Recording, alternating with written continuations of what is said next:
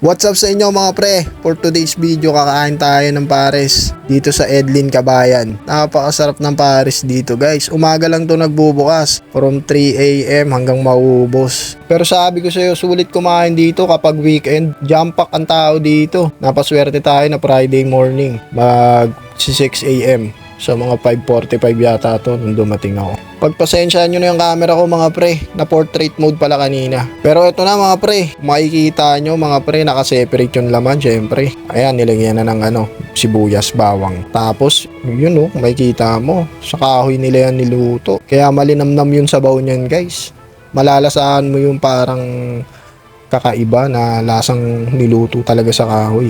Basta masarap, wag nyo nang intindihin yung mga sinasabi ko. Minsan lasang kamay, kaya masarap, masarap talaga. Ayan napaka-solid nyan guys. Umaga lang yan nagbubukas, kompleto sa ricados yan Sili, kalamansi, sige, pigain mo.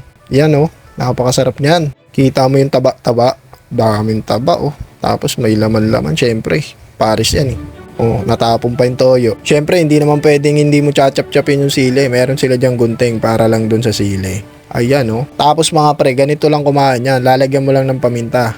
Yan, okay na yan, paminta lang. Wala ka nang ibang ilalagay kasi yung tinimpla mo dun na toyo, sili, yun na yun. Yun na yung ilalagay mo na pampalasa dyan. Masarap siya kahit walang timpla, kahit wala kang ilagay na toyo. Malinamnam talaga. Dito lang yan sa may San Pedro, sa tabi ng Riles. Pagtanong nyo lang sa mga tricycle driver o kaya kung sino dyan, Edlin Kabayan Parisan. Alam na nila yan.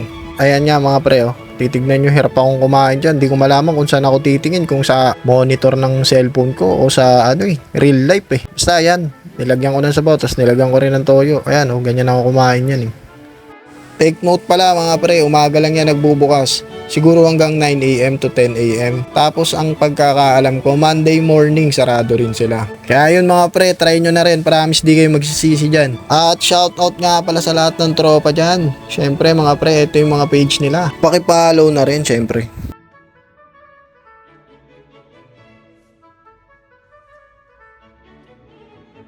At syempre, salamat sa inyong lahat. Salamat sa nag-follow sa page na to. Sa 100 katao na nag-follow sa page na to, kung sino man kayo. Salamat sa inyo talaga. See you in the next video. Ha, bitch, I'm about to blow up.